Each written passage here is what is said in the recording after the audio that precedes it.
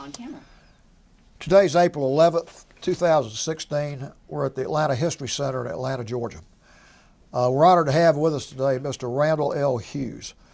Mr. Hughes is a veteran of the United States Army, and he's agreed to come in and tell us about his life, both in the military and his civilian life, in connection with the Library of Congress Veterans History Project. My name is Joe Bruckner, and with me is Ed Woods. We're both volunteers with the Veterans History Project and the History Center, and Sue Verhoff is the senior archivist at the History Center. So we're really honored to have you with us, Mr. Hughes, and we appreciate you coming in and sharing your story with us today. Could you give us your full name and your city and state of birth? My name is Randall Lamar Hughes. I was born in Winter Haven, Florida in December 19th, 1940. Okay. And where do you currently live? I live at near Decatur, Georgia, Okay. right in the edge of Atlanta. It's actually unincorporated DeKalb County between the cities of Decatur and Atlanta. Okay. Tell us a little bit about your upbringing. Well, I was born in Winter Haven, Florida, but my parents at the time lived in Auburndale, Florida, which is a small town, about 2,500 people in central Florida. It was an orange processing town. Almost everybody in my hometown worked in the plants. The executives all commuted in from other towns, and I was raised in that small town, primarily by my mother. My parents separated when I was about 7 years old, and I didn't have much contact with my father until I was a teenager. I went to high school in Auburndale, small high school, 500 people. And I don't know, what else you want to know about my upbringing? How old were you when you went into the military? Well, I left Auburndale High School and went to the University of Florida.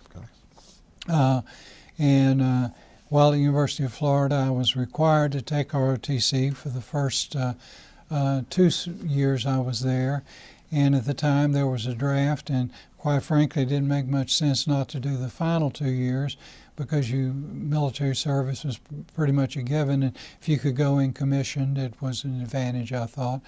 And besides, I didn't have a lot of resources and lived in a student co-op where my room and board was $45 a month. So the extra $27 a month I got for my last 2 years of ROTC was actually a significant amount of incentive to take ROTC. So I took ROTC, and I was commissioned in December of 1962 when I graduated from the University of Florida. Okay, and this was before Vietnam really became a household word. It was. Vietnam was not a big deal at the time. As a matter of fact, it was not any consideration at all of mine going on active duty. We were actually given a choice of listing 5 preferences of where we would like to serve, and I knew that I was married at the time, and I knew I didn't want to do an unaccompanied tour, and there were some of those, Korea one at the time. And so I put down all foreign tours, thinking most people would choose the States and I would end up in some foreign tour that was accompanied, and I ended up in Germany. But there was really not any commitment of any size to Nam at the time. It just wasn't considered at all. As a matter of fact, I was relieved from active duty on July 22nd of '65, and Johnson committed the first division-size unit to Nam on July 29th, 1965. Oh, wow. I was just that close to, and had I chosen, at the time you could elect to either be a reserve officer on active duty, which was a 2-year commitment, and at the end of that 2 years it was your election to get out, or you could be on extended indefinite status, they called it, and you served 3 years, and it was up to the Army when you got out at the end of the 3 years or not. And if you were extended indefinite, you got some benefits you did not get as a reserve officer on active duty. For example, I had to pay my wife's way to Germany. We had to live on the German economy. We couldn't live in post housing. But if I'd been extended indefinite, all of those would have been benefits I got. Of course, if I'd been extended indefinite, I would have been a knob. Yeah. It was just that luck of the draw. How did your parents feel about you going into the military? I think my mother was very proud. She came to my commissioning, and one of the biggest smiles I ever saw on her face was when I was commissioned. Good. My father had not served in World War II, but I had cousins and uncles who did, and I think all of them served honorably, and most of them saw combat during the war. And I remember them talking about that as a child, and she seemed to be very proud of them for their service. Oh, that's good. I remember she had some kind of little banner she hung in the window during World War II that indicated she had a relative. It wasn't a near relative, it was some kind of banner that showed she had a relative in the service. She was very proud of that. Well, that was such an interesting time because it was before Vietnam got hot. Did your close friends, say at the University of Florida, about what percentage of them chose to go into the military versus not go into the military and then become subject to the draft eventually? Well, I would say I lived in a student co-op, which was a student-run organization that housed about 60 men. It's now co-ed, it's still in existence, but at that time it's all men. A lot of them veterans because the Korean War GI Bill was running out about 1958 when I started to University of Florida. So a lot of veterans went in. So a lot of the people that I associated with were already veterans. Oh. And going to college to take advantage of that GI Bill before it ran out. But I would say that only a few of the people that I associated with chose to go into advanced ROTC. Okay. There were, in a house of 60, there were probably, 10 of us that were advanced ROTC. Well, you had sort of a unique experience then because you were going to school with men and possibly women too who had served in previous conflicts. Did they talk about their experiences much? Not a lot. The one thing that was pretty clear to me that most of them didn't want to talk about Korea. I don't know why necessarily. I didn't pick on it. Yeah. I had one roommate who served in Germany and talked about it a lot. And a man named Frank Townsend. Frank had done his active tour there, seen no combat, and matter of fact, I think he did his tour in Germany after the war. Oh, okay. And talked about enjoying it a great deal. But the men who served in Korea did not talk about the combat a lot. Okay. Talk about your military service, your training, where you served, what you did, just your memories of your experiences. Well, my first training was, ROTC summer camp at Fort Benning, Georgia, which was, I think most people would know who are veterans, or was like going to a basic training for the infantry. It was a couple of weeks shorter, but it was just infantry basic training is what it amounted to. And then when I went on active duty, I had about a 6-month gap between commissioning and going on active duty. And I went on active duty at Officers Basic at Fort Sill, Oklahoma. Fort Sill, Oklahoma basic training for officers in the artillery was nothing like Fort Benning basic training for the infantry. It was pretty much a gentleman's experience. We had some live fire with 105 howitzers and some forward observing, but a lot of it was classroom. Most of it was khaki dress and not fatigue dress, and so it was quite a pleasant experience actually. And I had sort of cheated a little bit, I guess. I had taken a lot of the courses by correspondence in that 6-month period between the time I was commissioned and the time I went on active duty, so I did very well in the classes. As a matter of fact, I finished #1 in my class in Officers Basic, and enjoyed it. I always had I said I never was really naturally good at anything in my life except being able to shoot a howitzer. Whether it was as a forward observer or in the fire direction center or working on the crew, I was very good at it. Yeah. And I suppose if I'd ever been in combat, somebody would have figured that out and shot a lot at me. But I did basic training at Fort Sill.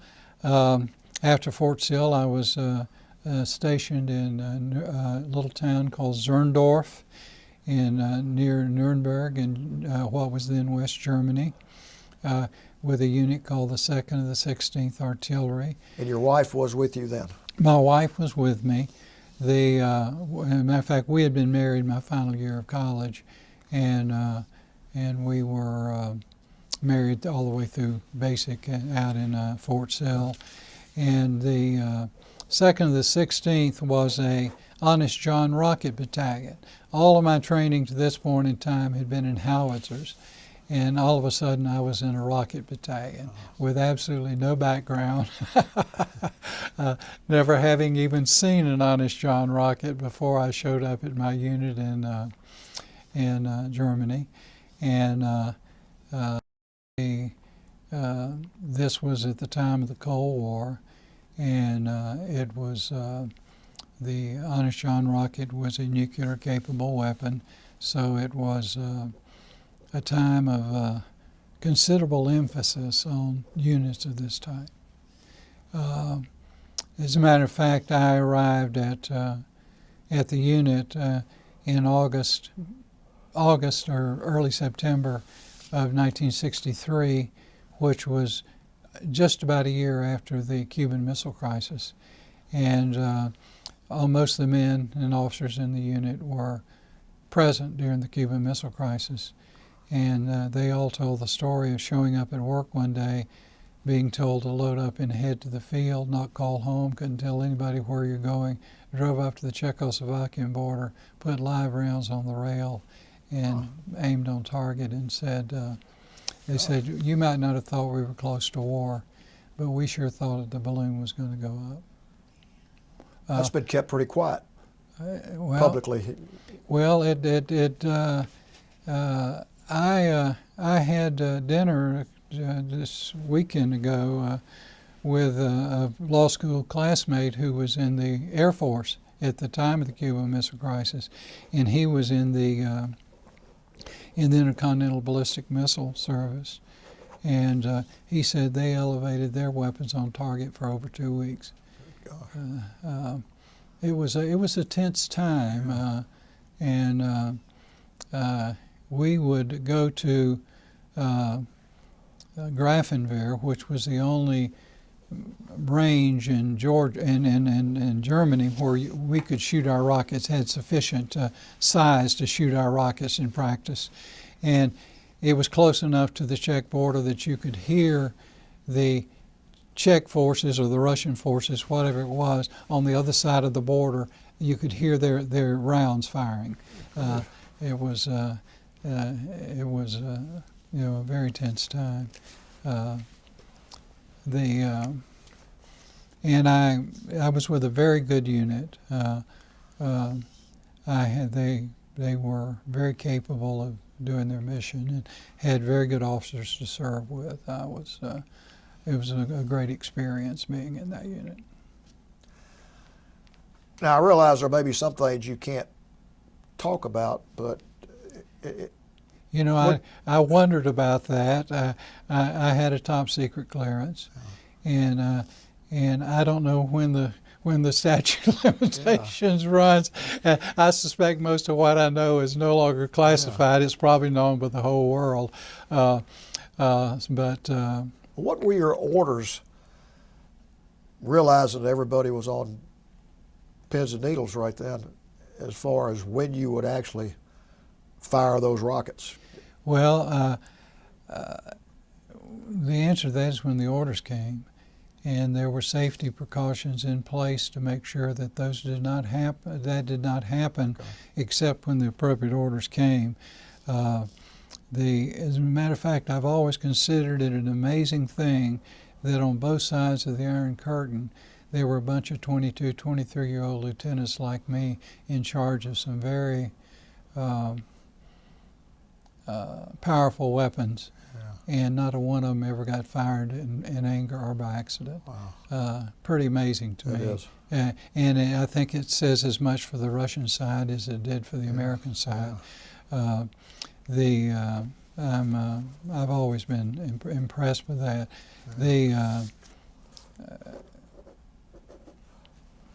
I think that's best I leave it at that. I cannot tell you how seriously people took the security of the weapons involved. Matter of fact, my last year with my unit in Germany, I was the S2 assistant S3, and the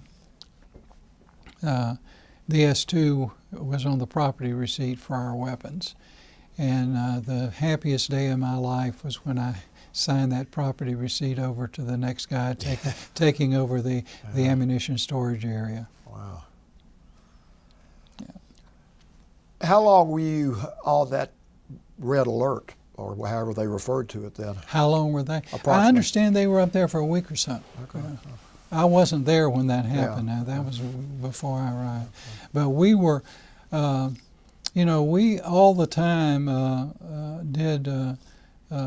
had alerts when we would scramble and go to the field and practice. You always knew that they were training exercises, not for real. But it was sobering because, for example, my wife got a stack of punch cards. So if hostilities did start, she could take those punch cards and drop them off at checkpoints along the way as she headed to the Atlantic coast, to Atlantic ports. So they were prepared. They were seriously prepared for a conflict, and it's hard for people that are not from my era, growing up in the 50s, to appreciate how much angst there was about the potential for nuclear war. I remember as a kid in the 4th grade hiding under my desk. And people building bomb shelters in their backyard and all that. And that was still the status of things in the 60s when I was in service. Is there was still great fear that there would be a war. Well, with you and your wife over there, I assume you had a certain amount of free time to travel around or be in the community? Or? Did indeed. And had some German friends. We actually lived in the German economy. They had a young couple about our age. Lived in the same apartment dwelling that we lived in. And landlord was a pretty good friend. And my wife worked at the headquarters for the PX system for Europe. It was located in Nuremberg, interestingly enough, in the Palace of Justice where the Nuremberg trials occurred.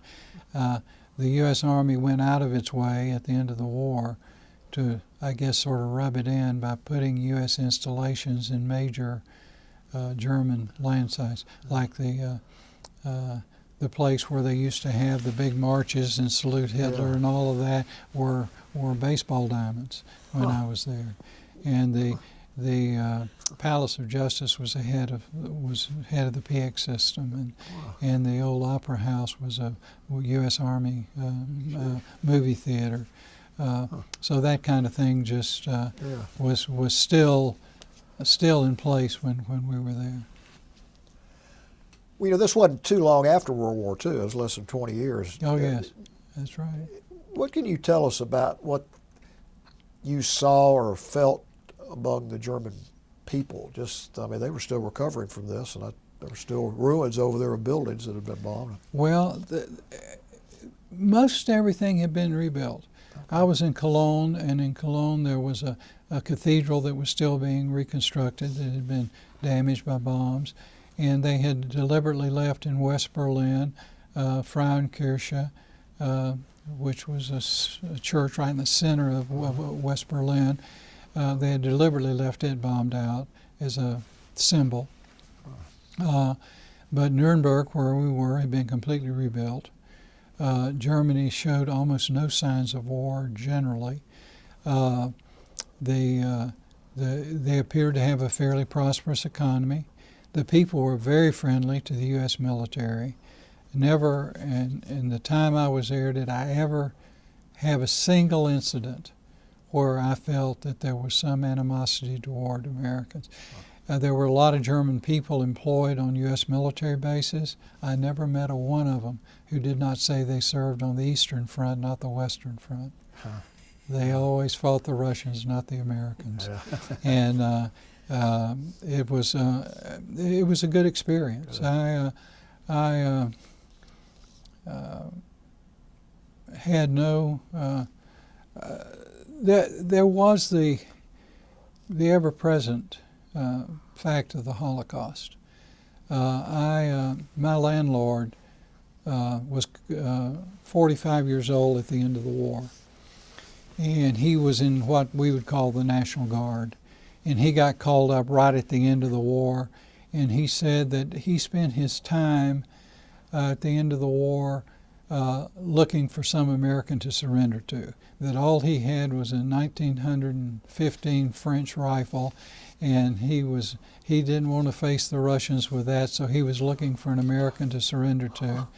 He was very critical of the German officers because the U.S. military apparently used the chain of command to control the prisoner of war camps, and he said that the German officers did not provide enough food passed down to the men who were in the camps, and he fussed a lot about that. Yeah. I asked him about the Holocaust, and he said that on the night of Kristallnacht, the brown shirts marched out of Nuremberg and came to this, it was about 10 kilometers away, came to this small town and emptied all the Jewish homes into the synagogue, burned the synagogue, and beat the rabbi by the light of the synagogue burning. And I asked him, I said, well, where did that happen? And he said, right outside my window, right out there. He lived on the second floor of downtown in Zerndorf. He said, right out there. I said, why didn't you do something? And he said, they had guns. And that changed my whole perspective on the possession of weapons, just thinking about that. And I went to Dachau, which was not a extermination camp, but a slave labor camp, and it was near Munich.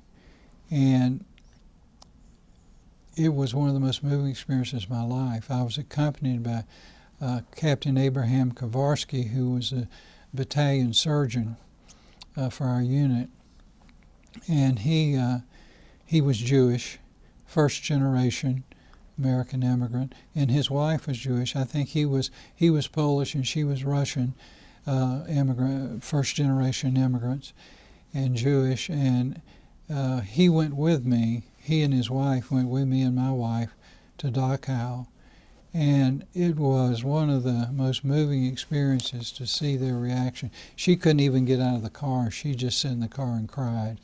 And he went through it, but he was very, very moved by it. And I tell you, this is probably not very wise or whatever, but I would never buy a BMW because a lot of those people were working in the BMW plants.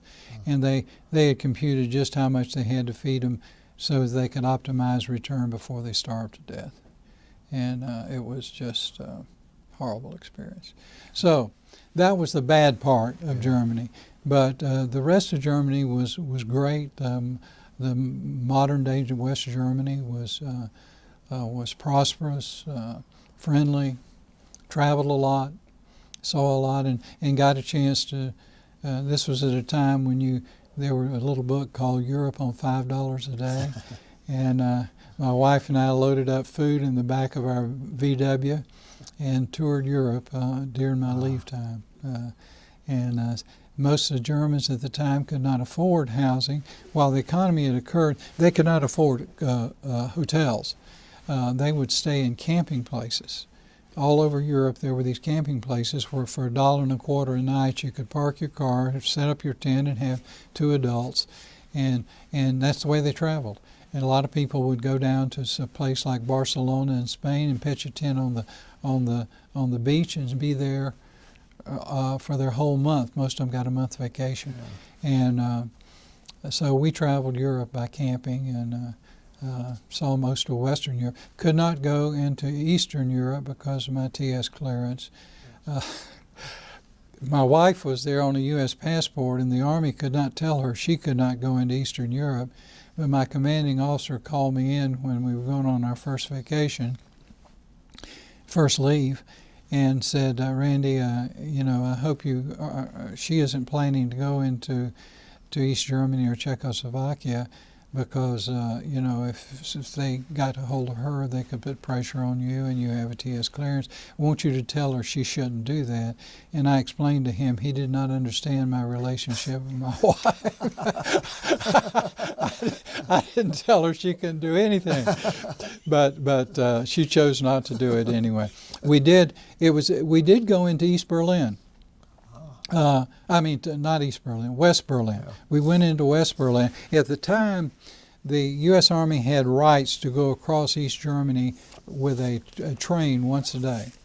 And it was a big train, scaled for when there was a large garrison in West Berlin.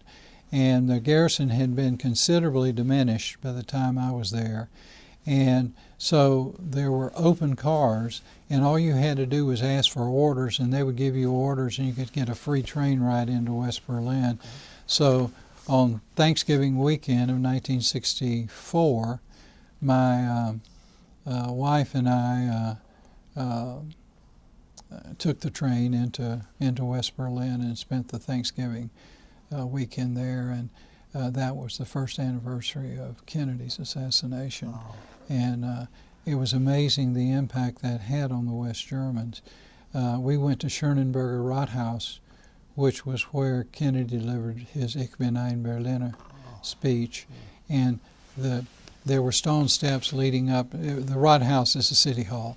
And there were stone steps leading up to the front door, and they were large. I mean, they were very wide, kind of high, and they were completely covered with little bouquets of 2 and 3 flowers. Wow. People had purchased off the street and brought there because Kennedy had an amazing. Yeah. I think you're a year off. Kennedy was assassinated in '63. Yeah. You said '64. No, I was there the year after his year's anniversary. Yeah, I was there on the first anniversary of his assassination, and they were remembering that a year later. Yeah. Well, while we're talking about it, let me tell you what I was doing when Kennedy was assassinated. This is my most memorable event in the military.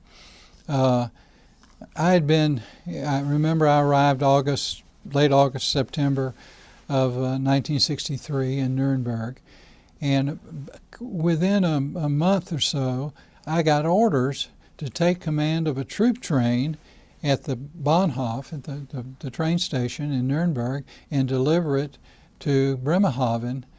And this train was to be full of GIs, all of whom were going home to be relieved from active duty. We were stopping at various places along the way, picking them up and delivering them to ships in Bremerhaven to come back to the States. And I knew nothing about trains. I mean, I went into my commanding officer and I said, I'm an artillery officer. I don't know anything about trains. I just got orders to take command of a train. And he said, son, don't worry about it. There'll be a sergeant there. Just go to the train station, put yourself in his hands, and he'll get you to Bremerhaven. So I went to the train station, and I had a hard time finding the train. I found the train, and sure enough, there was a master sergeant there and in charge of the train. He had a couple of people with him, and it was me and two him and these two other GIs who were military policemen. And he said, "All right, Lieutenant, sign the property receipt." And I looked at the property receipt, and I was signing for two locomotives, and I've forgotten, I think eight passenger cars, and I don't know how many knives, forks, spoons, mess kits, and all this kind of stuff. And I said to the sergeant, I said, "Well, Sergeant, I can count those train items, and I don't mind signing for them. But, don't you think we ought to inventory all these other things?" He said, "Lieutenant, let me put it to you this way. You sign this property receipt, and I guarantee you all of that stuff will be there when we get to Bremerhaven. If you make me count it, I don't think all of it's going to be there when we get to Bremerhaven." So I signed the property receipt and on the train. And we started out and headed up to Bremerhaven, stopping along the way, and almost every soldier who got on the train was just drunk out of his mind, getting his last bit of German beer before he went to the States. And so we just had this train party train going through the night along the East German border. And it was one of these European trains that had, compartments with slept 6 people, and then you could fold the beds down and otherwise sit in there. Well, I had a compartment to myself, and then there were 6 men to each of the other compartments, and after dark, a private came to me and said, "Lieutenant, the president has been shot." And I said, "How do you know that?" And he said, "I was listening to Armed Forces radio, and that's what they said." I said, "Go get your radio." And he brought his radio, and by the time he got his radio back to me, the president was dead. And I had to go through that train and tell that 150 men or so, 6 men at a time, that the President of the United States was dead. And almost to the man, with 2 exceptions, their response was disbelief. I heard again and again and again, "You gotta be kidding me, Lieutenant." And one young man went absolutely berserk and started breaking out windows. He was so sad. He started just hitting the window of the train, cut his hands all up. And one young man grabbed me and tried to force me to turn the train around, because he said he thought we were sure the Russians were coming over the border and he wanted to go back and fight with his unit. But other than those 2 responses, it was just this severe sadness and disbelief. But it was probably the most moving experience of my life, and certainly my most memorable event. And I had been in Germany only a very short period of time. That had to be tough for you to do. Well, it was moving. It was moving. But the choice was to let them all hear it on the radio, and that didn't seem like a good thing either. Yeah. So, anyway, I think I've departed from where we were. No, this is exactly the type of thing that makes this so interesting. I mean, that's a personal experience that everybody that listens to this could relate to. You were asking me about Germany generally. Had a lot of exposure to German people. The military was trying very hard to have good relations with the German population. So all you had to do was request, and they would send you to a 2-week language school. And I requested, and I got sent to a 2-week language school in German language, and it was an excellent school. I think one of the things the military does best is teach languages. We were 6 days a week, 8 hours a day. There were 8 different instructors. You had a different one each hour of each day, and each of the instructors was a German-born GI who had immigrated to the United States, gone into the military, and been sent back to Germany, and was teaching German in a U.S. Army language school, and each of them was from a different geographical region of Germany. So you got all the dialects, all of the accents, and there clearly are some accents. As a matter of fact, Nuremberg's in Bavaria, and Bavaria was the south of Germany, and a lot like the southern United States, there was a bit of a twang in their language. For example, center of the city or the middle of the city in Hochdeutsch, in High German, is Stadtmitte. But in Bayern, in Bavaria, it is Stadtmitte. You got that little twang on the end of it. And you heard all that kind of stuff in the language school. And I had taken 4 semesters of Spanish in college, and I could speak more German when I walked. I couldn't read much, but I could speak more German when I walked out of that 2 weeks than I could speak Spanish, and still remember most of it. Really? Oh yeah, it was an excellent school, and therefore I was able occasionally to at least show some respect for German people by using their language. But the truth of the matter was, anybody my age and younger in Germany spoke English. And spoke it probably better than I did. So a lot of times it was hard to find somebody to But practice. they appreciated you trying to speak their language. Well, what would happen, you would start off speaking German, and they would very soon just get into English because they spoke it better than you spoke German. Yes. Well, how long were you in Germany? 2 years. From August, just about a month and a half short of 2 years. And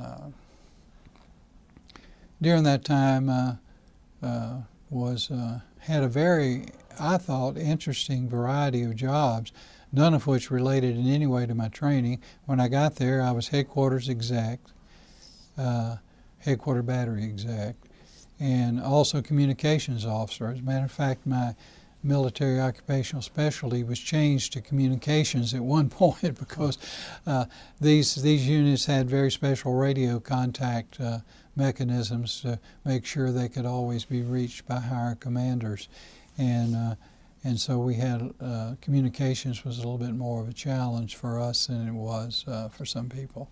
We had AM radios, for example, for long distance communication, and then I was in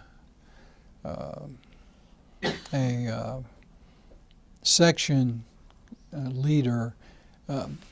An Honest John Rocket Battalion has 2 batteries, 2 launchers each, 4 launchers, or had. I'm sure they no longer exist, and a lieutenant's in command of each of the launchers, and usually a captain in command of the battery. And I was, for about 6 months, in command of one of the launchers, and during which time I had a experience that sort of typifies my view of the Army. We had West Point cadet visit us for the summer.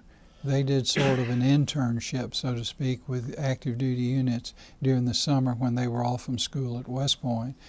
And during his time there, there was a meeting of NATO generals, and our unit was invited to fire a demonstration for the NATO generals, to fire this rocket for the NATO generals.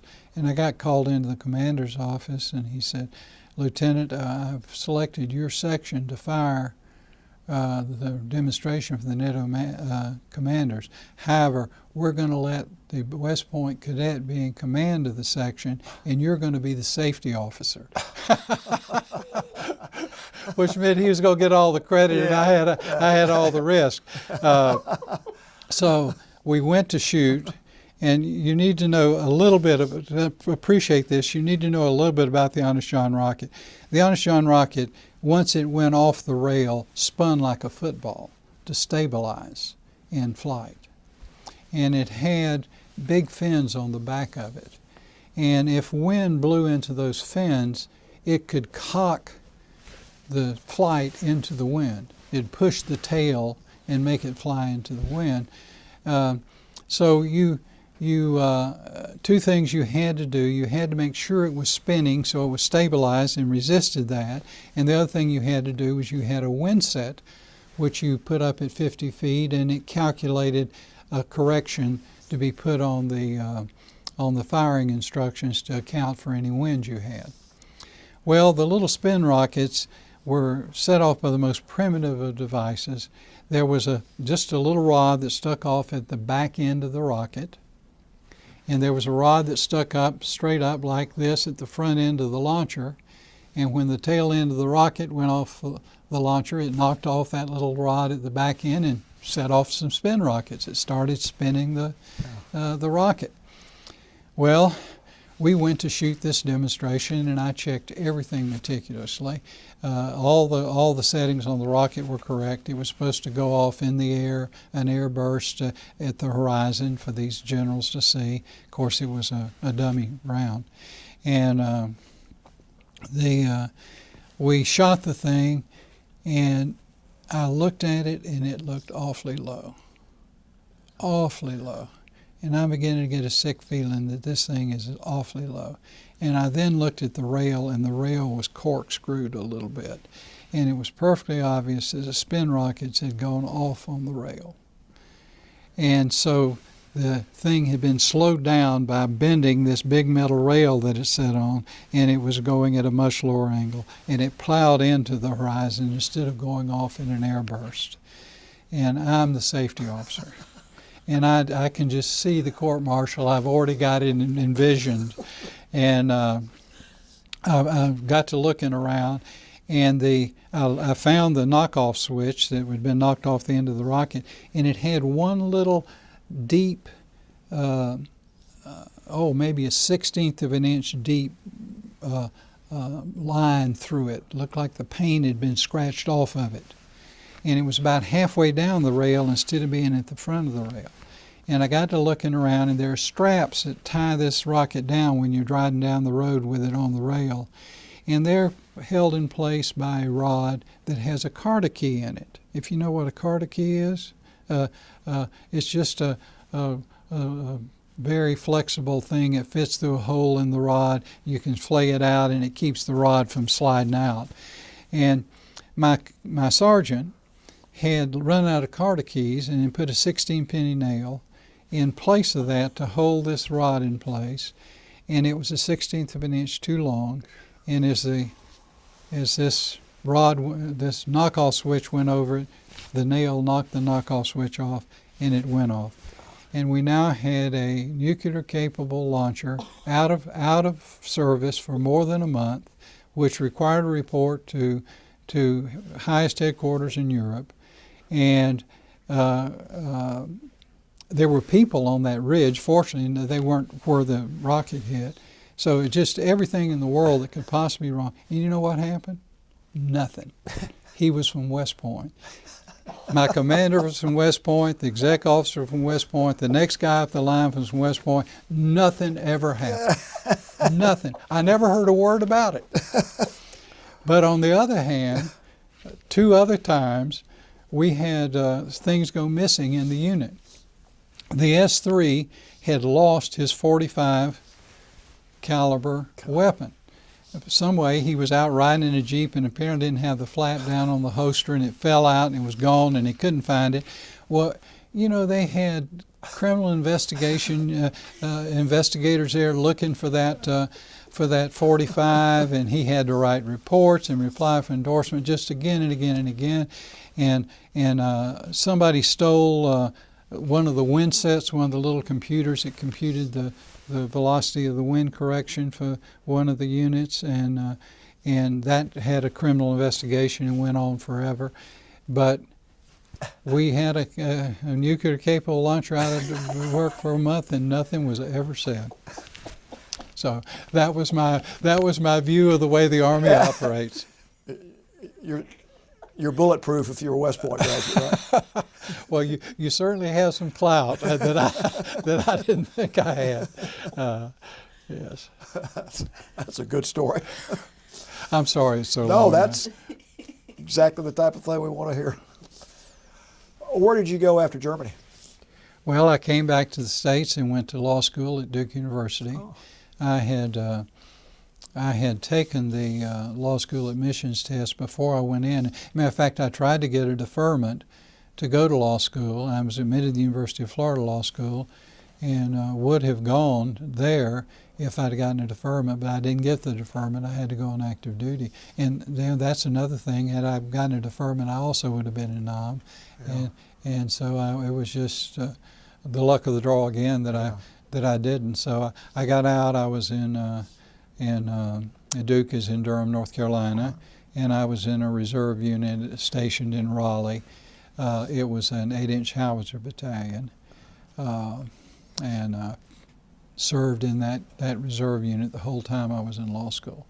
So you were in law school with a bunch of classmates who were potential draftees then? Yes, potential draftees, but a lot of them were veterans too. The dean of the law school had made an emphasis on admitting veterans. I guess he thought they had something special to offer or something. Yeah. And so a lot of my classmates were veterans again, but there were a lot of guys who had been deferred for undergraduate school, and some of them had actually were military, had been commissioned and had gotten deferment to go to law school. Yeah. But there were many that were just waiting for their deferments to end, and they would be on active duty somewhere. Before we move on, is there anything else about your tour in Germany that you want to talk about or share?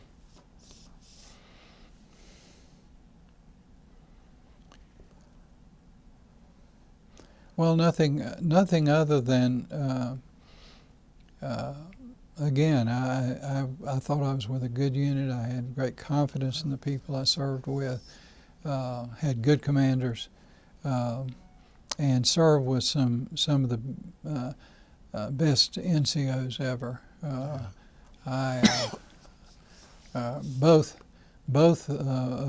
Two of the NCOs I served with outranked me in the reserves. They were on active duty. There had been a reduction in force after Korea, and some people who were commissioned in Korea as reserve officers were, if they wanted to stay on active duty, had to take a demotion to NCO status. And so we had sergeants who in the reserves were majors, and so I had people who outranked me quite a bit who worked for me, and having people like that who can respect you and work with you and get things done instead of resenting you is I think a great compliment to the military culture. Well, tell us a little bit about your post-military life and career.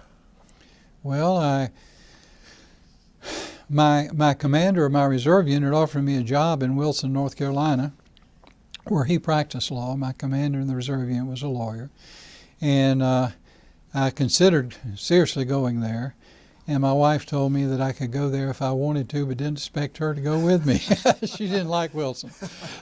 So I had, at the time, I thought the two potential great cities of the South, and I wanted to stay in the South, were Atlanta and Orlando. I thought Orlando, because the Cape was going to be a booming city, and I think both of those have come true. So I interviewed both places and got job offers both places, and decided to come to Atlanta and work with a law firm here named Powell Goldstein, Fraser and Murphy. One of the top firms. And it was the largest firm in town at the time. And I worked with them until I made partner. And then in 1976, I left and went with a group of guys my age, and we had a firm called Randall L Hughes. And we were together for 12 years and merged with Powell Goldstein. So I ended up where I started, and most of my initial work at Powell Goldstein was doing insurance defense work. For the last 2 years I was there, I did bankruptcy work. And at Randall L Hughes, a lot of what I did was health care, And for the rest of my career, I represented healthcare institutions, hospitals, doctors, pharmaceutical companies, things like that. I did some malpractice work, but that was I never represented a malpractice insurer. Some hospitals retained enough exposure themselves that they could choose counsel to represent them, and in those cases I would represent the hospital, but my billing rate was never compatible with an insurance company's billing rate, so I never did any insurance defense. Most of my work was regulatory, a lot of litigation relating to healthcare regulation. Most people don't realize that healthcare is probably more regulated than banking, and we had a practice doing that. And in 1990, the head of our practice died very young, 48, of a melanoma. And I was, as the litigator for those people, I was the only one that had those client contacts, so I ended up having to assume the leadership of that section and led it for the next 18 years doing healthcare work, and retired at the beginning of 2008, and I have since 2008. I started in 1999 teaching a course at Georgia State Law School in healthcare regulation, and have continued. I'll teach my final semester this year. Well, I'll be 76. It's time to get younger people in there teaching that course. But I taught there, and in my retirement I've continued teaching, and I volunteer 3 days a week with the Land Legal Aid Society, providing free legal services to indigent people. Anything you'd like to say about your family? Or? Oh, yeah. I am the most blessed of people, the luckiest of people. I use the word blessed. I hate to use that word because I hate to think of a deity that would favor me over somebody else. I think I'm lucky. Let's put it that way. My wife and I were high school sweethearts. We've been married 54 years. Congratulations. And I have 2 absolutely delightful children and 4 wonderful grandchildren. Yeah. And my children have turned out to be very responsible, caring people who still give us a call a couple of times a week and keep us involved in their lives. They have to do that because one lives in New York City and one lives in Denver. So. Oh yeah. Well, I know you're proud of them. Oh, I am indeed, and I have a very happy family life. And I have one more question. Did you ever go back to Germany after you got out of the Army? Yes, and I'm going back in May. At the end of May this year. I'm doing a Danube cruise at the western end of which is in Regensburg, Germany. And but I had one other occasion when my daughter was in high school. We had a French exchange student stay with us, and as part of the reward for doing that, she got to go stay with the French exchange student's family for a couple of weeks in Paris during the summer. So we arranged for my wife and my son and I to fly Sabina Airlines, which is what the exchange program used, to London. She was going to get off the plane in London and meet us. We were going to tour England and Scotland, then get back on Sabina and fly to the States. Well, to go anywhere on Sabina Airlines, which was Belgian, you had to go through Brussels. As we were coming into Brussels after an overnight flight, the pilot announced that there was an air traffic controller strike and we were being rerouted to Dusseldorf, West Germany. And it was still West Germany, barely still West Germany. Only a year or so to go, it will be in West Germany. And we landed in Dusseldorf, and and took a bus down to Brussels. But that was my only exposure to Germany, and it was quite a hectic experience, as a matter of fact, because I think half the planes in Europe were in Dusseldorf at that time because of the air traffic controller strike. I would say one last thing is that I think that it is amazing to me that the Iron Curtain came down, the wall came down in Berlin, and not a shot was ever fired. It has certainly increased my belief in diplomacy, because if somebody had told me when I was in Europe that would happen, I would have told them they were crazy. Unbelievable to me that happened.